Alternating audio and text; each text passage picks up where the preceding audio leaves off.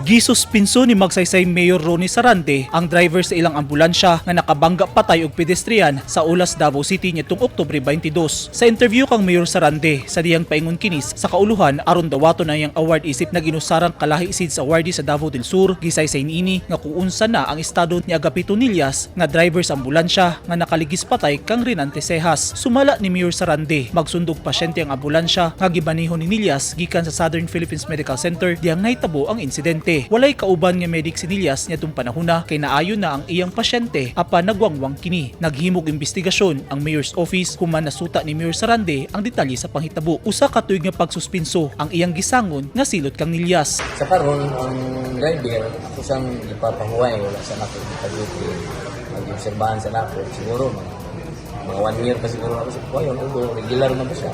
Nakigistorya ang abogado sa mayor sa pamilya Cejas ug naareglo kini. Wala na mo pasaka og kaso ang pamilya Cejas batok ni Nillas. Si Cejas operator sa makina sa usa ka visit company sa Davao City ug pauli na sa iyang gipuy-an dihang nabanggaan sa naghaguros nga ambulansya. Sumala ni Mayor Sarande na himong leksyon sa mga driver sa iyang munisipyo ang nahitabo kang Nillas. Listen learn siguro.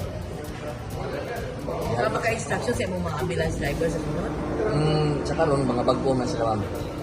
Patong ipapahuway itong mga old na driver. Ang samantala mag-repair pa ang katong ambulance, wala pa sila unit. Kapag mga other rescue na mo, lahat ito sa mga driver. So, itong mga driver at mga bindato kay mga bago man. Hindi kayo sila ras magpadagan.